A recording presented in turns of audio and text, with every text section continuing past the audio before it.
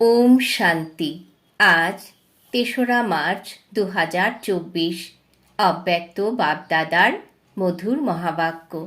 Revise date ২১/১১/১৯৯৮। মুরলির সার: সেবার সাথে সাথে দেহতে থেকে বিদেহী অবস্থার অনুভব বৃদ্ধি করো। আজ বাপদাদা চারিদিকের নিজের বাচ্চাদেরকে দেখে প্রফুল্লিত হচ্ছিলেন, কেননা বাবা জানেন যে আমার এক একটি বাচ্চা, এমনকি সে যদি লাস্ট পুরুষার্থীও হয়, তথাপি সে হলো সমগ্র বিশ্বে সব থেকে বড়র থেকেও বড় ভাগ্যবান। কেননা ভাগ্যবিধাতা বাবাকে জেনে চিনে ভাগ্যবিধাতার ডাইরেক্ট বাচ্চা হয়েছে। এরকম ভাগ্য সমগ্র কল্পে কোনো আত্মার ছিল না, হবেও না।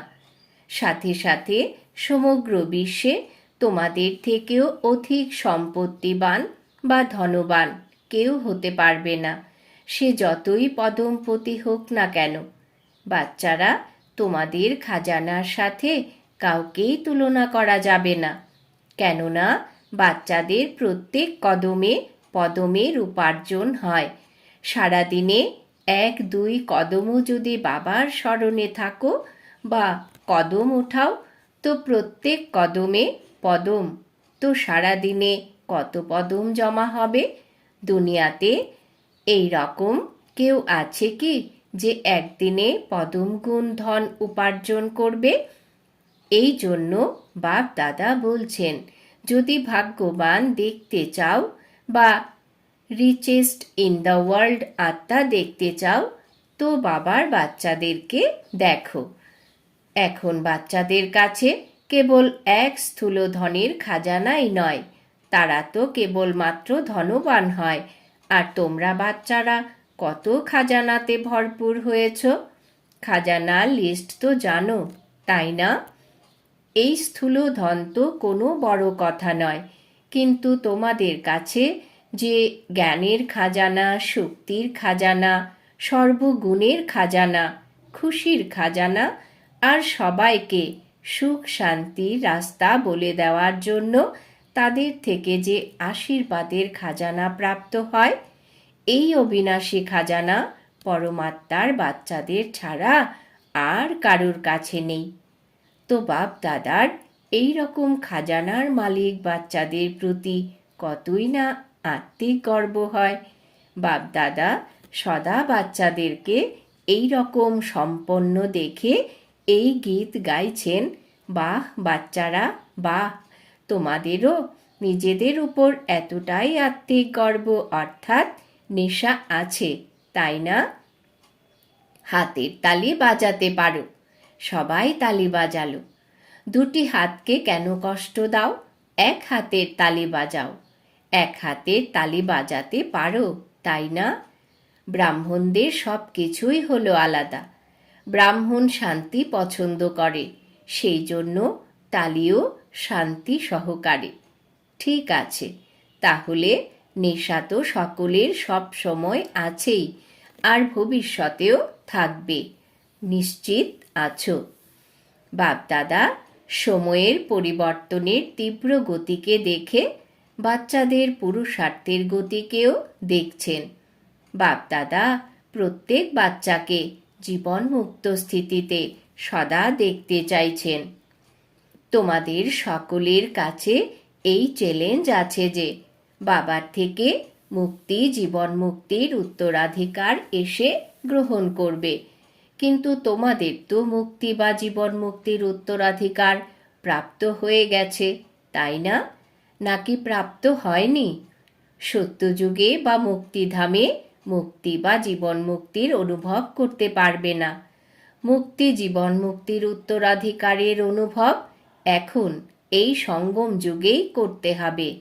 এই জীবনে থেকে অপ্রীতিকর সময়, পরিস্থিতি, সমস্যা, বায়ুমণ্ডল ডবল দূষিত হওয়া সত্ত্বেও এই সকল প্রভাব থেকে মুক্ত, জীবনের থেকে এই সকল ভিন্ন ভিন্ন বন্ধন থেকে মুক্ত, একটাও সূক্ষ্ম বন্ধন যেন না থাকে এই রকম জীবনমুক্ত হয়েছ, নাকি অন্তিম সময়ে হবে?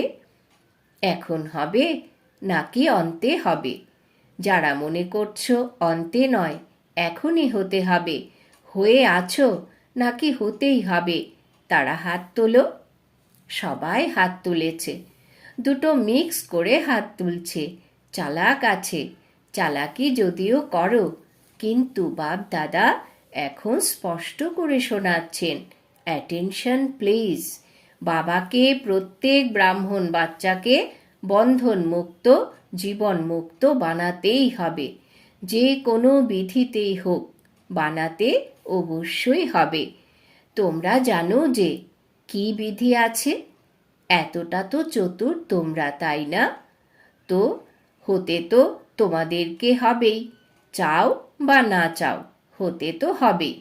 তাহলে কি করবে? সবাই বলল, এখনই হব। তোমাদের মুখে গোলাপ জাম, সকলের মুখে গোলাপ জাম এসে গেছে, তাই না?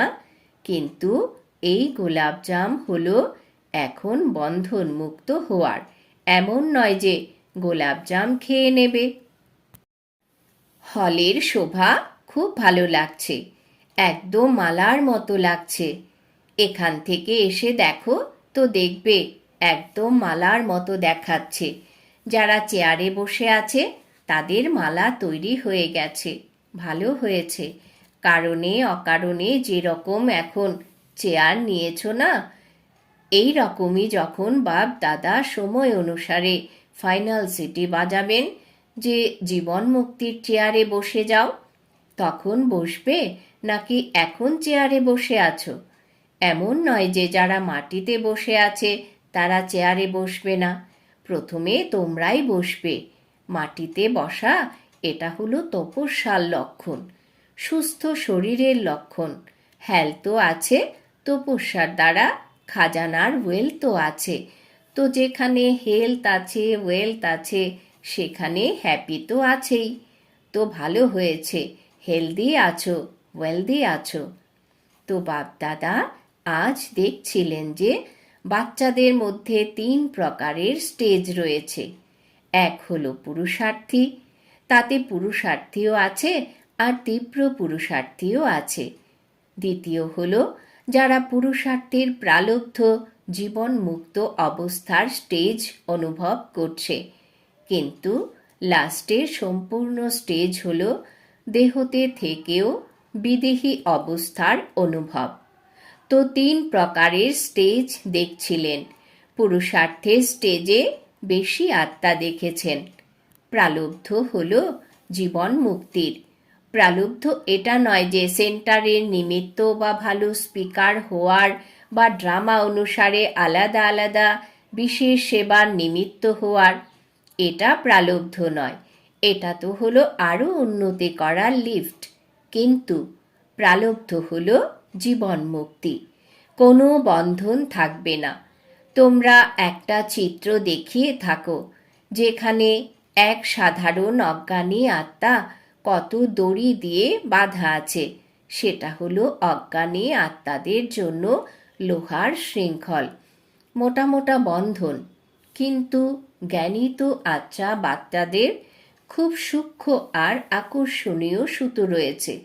লোহার শৃঙ্খল এখন নেই যে দেখা যাবে, এই বন্ধন অত্যন্ত সূক্ষ্ম, আবার রয়্যালও। পার্সোনালিটি ফিল করা আত্মাও আছে, কিন্তু সেই সুতো দেখা যায় না। নিজের ভালো অনুভব হয়, ভালো নয় কিন্তু অনুভব এমন হয় যে আমি খুব ভালো, আমি অনেক উন্নতি করছি। তো বাপ দাদা দেখছেন এই জীবন বন্ধের সুতো মেজরিটির মধ্যে আছে, তা এক হোক বা অর্ধেক, কিন্তু জীবন মুক্ত স্থিতি খুব খুব কম আত্মার মধ্যেই দেখা গেছে। তো বাপ দাদা দেখছেন যে হিসাব অনুসারে এই সেকেন্ড স্টেজ হলো জীবন মুক্ত। লাস্ট স্টেজ তো হলো দেহ থেকে আলাদা বিদেহী ভাব। এই স্টেজ আর যে স্টেজ শোনালাম তার জন্য আরও অনেক অনেক অনেক অ্যাটেনশন চাই। সব বাচ্চা জিজ্ঞাসা করে, 1999 সাল এলে কি হবে, কি করব, কি করব, কি করব না? বাপদাদা বলছেন, 99 সালের চক্করকে ছাড়ো, এখন থেকেই বিদেহী স্থিতির অনেক অনুভব চাই। যে রকম পরিস্থিতি আসছে আর ভবিষ্যতে আসবে, তাতে বিদেহী স্থিতির অভ্যাস অনেক চাই। সেই জন্য অন্যান্য সকল কথা ত্যাগ করে, এটা তো হবে না, এটা তো হবে না, কি হবে, এই কোশ্চেন ছেড়ে দাও। বিদেহী থাকার অভ্যাসী বাচ্চাদেরকে কোনো পরিস্থিতি বা কোনো প্রকারের দোলাচল প্রভাব ফেলতে পারবে না। যদি প্রকৃতির 5 তত্ত্ব ভালোভাবে অস্থির করার প্রচেষ্টাও করে, কিন্তু বিদেহী অবস্থার অভ্যাসী আত্মা একদম অচল অনড় এমন পাসুই তনার হবে যে সকল পরিস্থিতি পাশ দিয়ে চলে যাবে, কিন্তু সে ব্রহ্মা বাবার সমান পাসুই তনার প্রমাণ করে দেখাবে।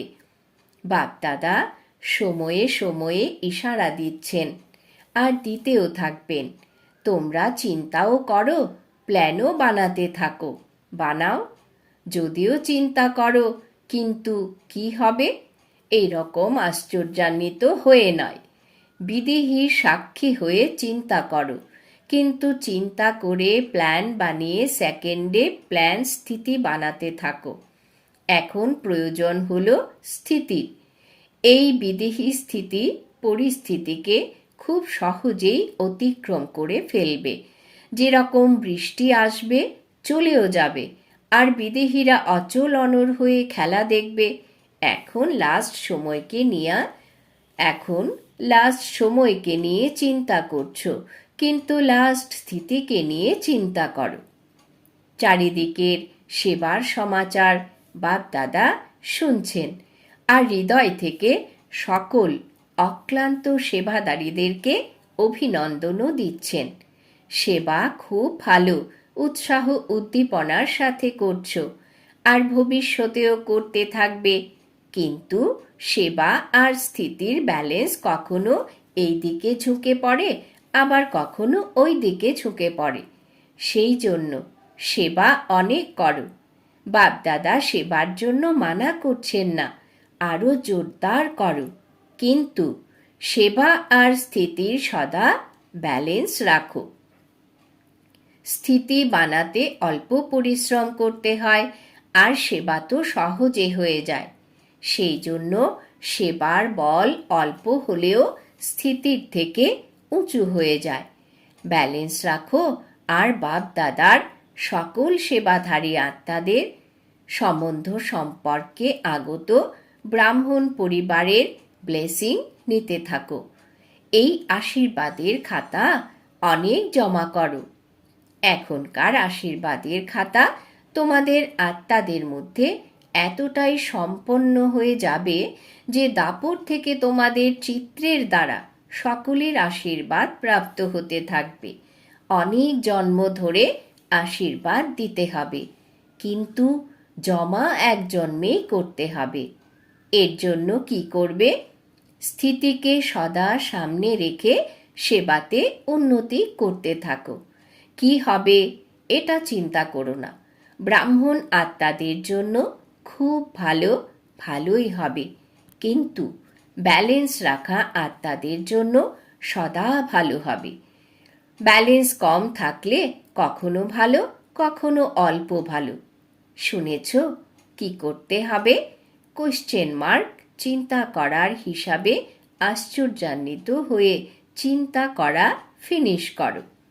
এটা তো হবে না, এটা তো হবে না, এই চিন্তা স্থিতিকে ওপর নিচে করে দেয়। বুঝেছ? আচ্ছা, বিদেশের গ্রুপ ওঠো। বিদেশেও একটি বিশেষত্ব বাপদাদার খুব ভালো লাগে। সেটা কি?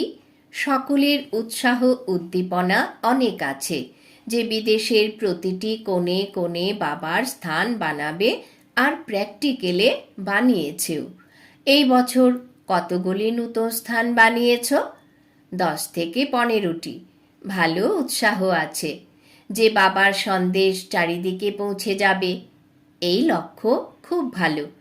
যেখানেই যায় সেখানে কাউকে না কাউকে নিমিত্ত বানানোর সেবার লক্ষ্য ভালো রাখে। এই বিশেষত্ব আছে। প্রত্যেকে যতটা সম্ভব নিজেকে নিজেই সেবার নিমিত্ত বানানোর অফারও করে আর প্র্যাকটিক্যালেও করে। এটাই ভাবে যে প্রত্যেক বাড়িতে বাবার ঘর থাকবে। এই উৎসাহ উদ্দীপনা খুব ভালো। সেই জন্য এই উৎসাহ উদ্দীপনার জন্য বাপদাদা আরও অ্যাডভান্স এগিয়ে যাওয়ার জন্য অভিনন্দন জানাচ্ছেন। বাপদাদা বিদেশি অর্থাৎ বিশ্ব কল্যাণ করার নিমিত্ত হওয়া বাচ্চাদেরকে এটাই বলছেন যে এখন সেবা আর বিদেহী অবস্থাতে নম্বর 1 বিদেশি বাচ্চাদেরকে হতেই হবে। হতে হবে কবে? 1999 সালে নাকি 2000 সালে হতে হবে? কবে নয়, এখন। অব্যক্ত বাবার পালনার প্রত্যক্ষ প্রমাণ দিতে হবে। যেরকম ব্রহ্মা বাবা অব্যক্ত হয়ে বিদেহী স্থিতির দ্বারা কর্মাতীত হয়েছিলেন, তো অব্যক্ত ব্রহ্মার বিশেষ পালনার পাত্র হয়েছ। সেই জন্য বাবাকে অব্যক্ত পালনার রেসপন্স দেবে, বিদেহী হওয়ার, সেবার আর স্থিতির ব্যালেন্সের। ঠিক আছে, রাজি আছো? করতেই হবে। বাপদাদা এটা চিন্তা করেন না, দেখব, চিন্তা করব না, করতেই হবে। নিজের ভাষাতে বলো, করতেই হবে। টিভিতে যারা দেখছো তোমরাও সবাই এটা বলছো, তাই না? বাপদাদা দেখছেন, ভারতেও দেখছেন, ফরেনেও দেখছেন যে সকলে উৎসাহের সাথে বলছে আমি করব, আমি করব। আমাদেরকে করতেই হবে। তোমাদেরকে অ্যাডভান্স অভিনন্দন জানাই।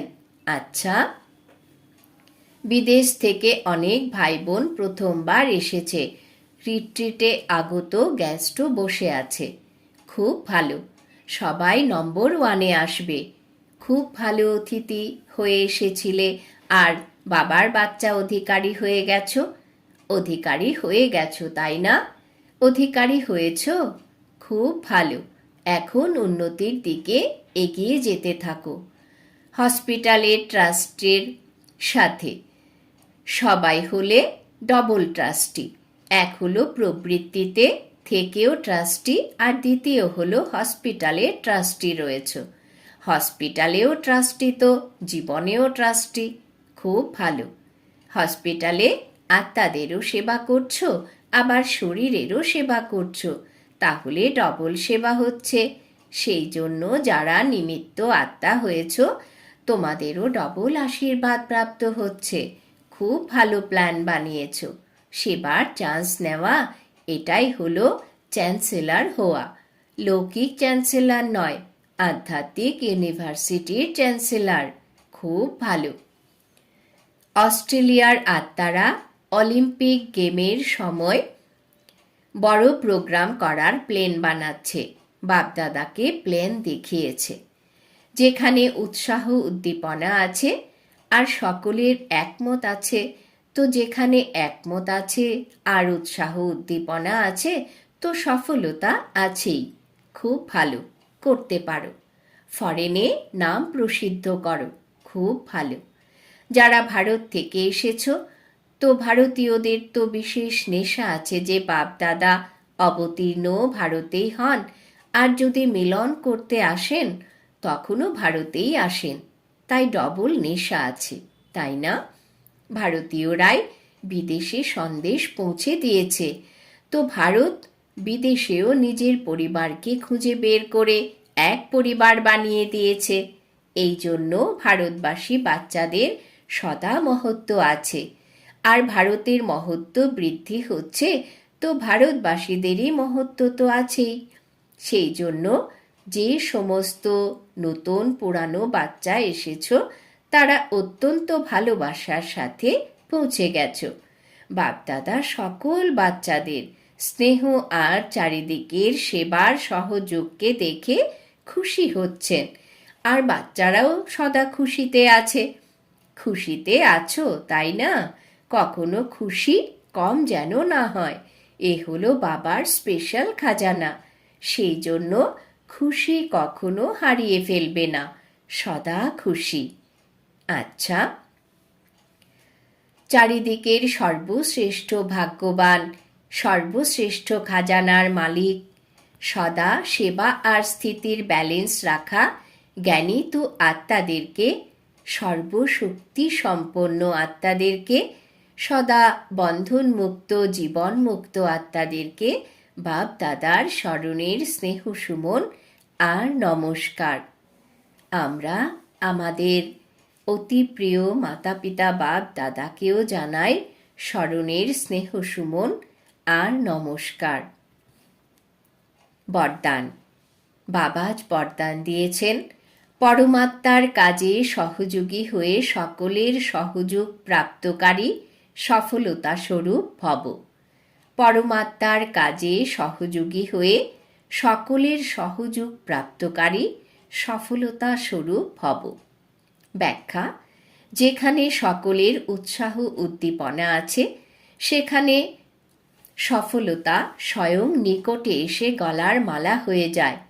কোনো বিশাল কাজে প্রত্যেকের সহযোগের আঙুল চাই। সেবার চান্স সকলের আছে। কেউ কখনো কোনো বাহানা দিতে পারবে না যে আমি করতে পারবো না, সময় নেই। উঠতে বসতে 10 মিনিটও সেবা করো। শরীর সুস্থ না থাকলে ঘরে বসে করো। মনসার দ্বারা সুখের বৃত্তি, সুখময় স্থিতির দ্বারা সুখময় সংসার বানাও। পরমাত্মার কাজে সহযোগী হও, তো সকলের সহযোগ প্রাপ্ত হবে। স্লোগান: প্রকৃতিপতির সিটের ওপর সেট হয়ে থাকো, তো পরিস্থিতিগুলিতে আপসেট হবে না। প্রকৃতিপতির সিটের উপর সেট হয়ে থাকো, তো পরিস্থিতিগুলিতে আপসেট হবে না। আজকের সমান আমি সফলতা স্বরূপ আত্মা। ওম শান্তি।